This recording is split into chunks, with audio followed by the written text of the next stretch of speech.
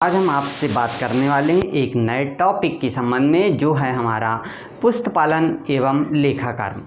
क्या होता है पुस्तपालन और लेखाकर्म, यह समझना बहुत ही आवश्यक है। क्या पूर्व के समय में जो व्यक्ति यहाँ पे थे वो पुस्तपालन या लेखाकर्म यानी अकाउंटिंग के विषय में नहीं जानते थे? आइए आज हम इस पर बात करते हैं। हमारा पूरा वीडियो ज़रूर देखें, आपको बिल्कुल समझ में आएगा। जो नए विद्यार्थी कक्षा 11वीं में आते हैं उन्हें अकाउंटिंग यानी वाणिज्य के संबंध में समझ में नहीं आता, बोलते हैं अकाउंटेंसी बहुत कठिन है, जबकि ऐसा कुछ नहीं, बहुत ही सरल विषय है। आप यदि मन लगाकर और थोड़ा सा ध्यान से पढ़ें तो सबसे सरल विषय है अकाउंटेंसी। ठीक है, आज हम बात करेंगे बिल्कुल जो टॉपिक है हमारा वही खाता एवं लेखांकन पर। वही खाता क्या है, लेखांकन क्या है, उससे पहले हम बात करते हैं कि आदि समय से लेखांकन का कार्य किया जा रहा है। जाने अनजाने में व्यक्ति यह कार्य करते आ रहा है और उसे यह एहसास नहीं था, लेकिन उनने समय के अनुसार जैसे जैसे अपना परिवर्तन होते गया वैसे वैसे उन्होंने भी अपने आप को एक व्यवस्थित रूप से जीवन यापन करने के लिए, जो लेन देन है उन्हें लिखने के लिए एक व्यवस्थित प्रणाली को अपनाया और उसी प्रणाली को हम वही खाता के द्वारा समझते हैं। ठीक है, आज वर्तमान परिवेश में एक से एक सॉफ्टवेयर आ गए, उनके द्वारा भी ये किए जाते हैं, लेकिन आपको जो बेसिक जानकारियां हैं वो होना आवश्यक है, तभी उन पर काम कर सकते हैं आप। लीजिए, आज हम वही खाता और लेखांकन आपके लिए लेकर आए हैं। किन मदों को या किन व्यवहारों को या कहाँ तक लेखांकन और या खाता वही कहा जाता है और कहाँ तक लेखांकन का दायरा है, इन दोनों बातों को हम आज समझेंगे। लेखांकन की आवश्यकता इसलिए हमें पड़ी है क्योंकि यहाँ पे बहुत ही महत्वपूर्ण और बहुत ही महत्वपूर्ण होने के साथ साथ इसका उपयोग हमारे दैनिक जीवन में है। लीजिए, सबसे पहले एक व्यवहार होता है। व्यापारी की दुकान पर एक व्यक्ति आता है, वह उससे लेन देन करता है। लेन देन करने के बाद में आप जानते हैं कि उससे वस्तु खरीदना या देना पड़ता है, पैसे लेना देना पड़ता है, तो उसे एक पुस्तक में लिख लिया जाता है। उसे हम सबसे पहले याद रखने के लिए एक पुस्तक में लिख लेते हैं और जिस पुस्तक में लिखते हैं उसे हम स्मरण वही कहते हैं। आपने देखा होगा स्मरण वही, क्योंकि याद रखने के लिए लिखा जाता है इस पुस्तक में, इसलिए इसका नाम है स्मरण वही।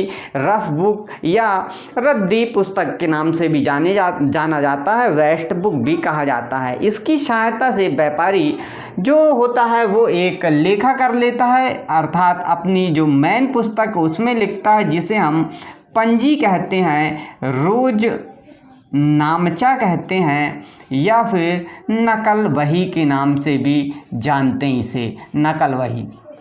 व्यक्ति जब इसे लिख लेता है तो इससे पूरे व्यवहारों को लिख लेता है, लेकिन इसमें होता यह है कि किसी पर्टिकुलर मद या व्यक्ति के संबंध में पूरी जानकारी नहीं मिल पाती है। उसे सुविधा के लिए या सारांश रूप से इस पूरे लेन देन को वह अपनी एक पुस्तक में लिखता है और जिसे हम खाता वही के नाम से जानते हैं। उसमें हम पूरा एक जाई करके यानी 15 दिन में, महीने में एक दिन उन पूरे व्यवहारों को छाट के लिख लेते हैं। नगद कितने हुए, उधार कितने हुए, मोहन को कितना लेना है देना है, वो सब एक एक के पर्टिकुलर अलग अलग कर देते हैं, तो वह खाता वही में लिख देता है। खाता वही के अनुसार व्यक्ति ये जानना चाहता है कि मुझे लाभ हुआ या हानि हुई है, इसीलिए वह एक बैलेंस तलपट बना लेता है, अर्थात इन खातों के परीक्षण के लिए एक सूची तैयार कर लेता है। उसे परीक्षा सूची के नाम से भी जाना जाता है। परीक्षा सूची या तलपट, इंग्लिश में इसे ट्रायल बैलेंस कहते हैं। इसके बाद में यहाँ पर अंतिम खाते तैयार किए जाते हैं। अंतिम खाते तैयार किए जाते हैं जिसे हम फाइनल अकाउंट कहते हैं। इस अंतिम खाते नाम से कोई भी खाता तैयार नहीं किया जाता। इस अंतिम खाते में दो खाते तैयार किए जाते हैं और एक परीक्षा सूची तैयार की जाती है। दो खाते में एक व्यापार खाता तैयार किया जाता है और दूसरा है लाभ हानि खाता यहाँ पे तैयार किया जाता है। लाभ हानि खाता, व्यापार खाता, लाभ हानि खाता, और तीसरा है जो आर्थिक चिट्ठे के नाम से जाना जाता है। आर्थिक चिट्ठा तैयार किया जाता है। इस प्रकार की ये पूरी प्रोसेस है और इस प्रोसेस में हमें देखना है कि कहाँ तक कौन सा काम किया जाता है। आइए सबसे पहले देखते हैं पुस्तकालन में कौन कौन सा काम किया जाता है। जो पुस्तपालन है इसे ही हम इंग्लिश में बुक कीपिंग या फिर बही खाता के नाम से भी हम इसे जानते हैं। तो यहाँ पे देखिए जो ये दोनों काम हैं, यहाँ से देखिए सबसे पहले से ले लेते हैं हम। यह पुस्तक रखना सभी के लिए अनिवार्य नहीं है क्योंकि स्मरण वही है, व्यर्थ बुक है, सभी व्यापारी नहीं रखते।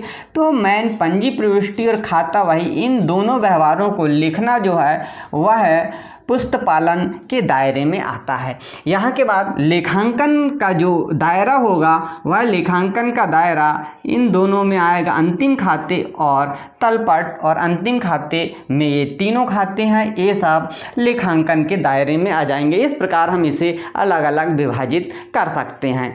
और ये पूरी जो प्रोसेस है अर्थात पुस्तपालन और लेखांकन, इन दोनों की जो प्रोसेस होती है इस प्रोसेस को ही ये सामूहिक रूप से हम इसे लेखा कर्म के नाम से जानते हैं। और ये दोनों प्रक्रिया जो होगी वह अकाउंटेंसी के नाम से जानी जाती है। इससे आपको समझ में आया होगा कि पुस्तपालन कितना एक निश्चित दायरा है और इस पुस्तपालन का काम जहाँ पे समाप्त होगा वहाँ से लेखांकन का कार्य प्रारंभ हो जाएगा। तो ये सबसे मूलभूत बात थी, वो हमने आपको समझाया। आज की इस वीडियो में इतना ही, मिलते हैं नेक्स्ट वीडियो में, तब तक के लिए नमस्कार।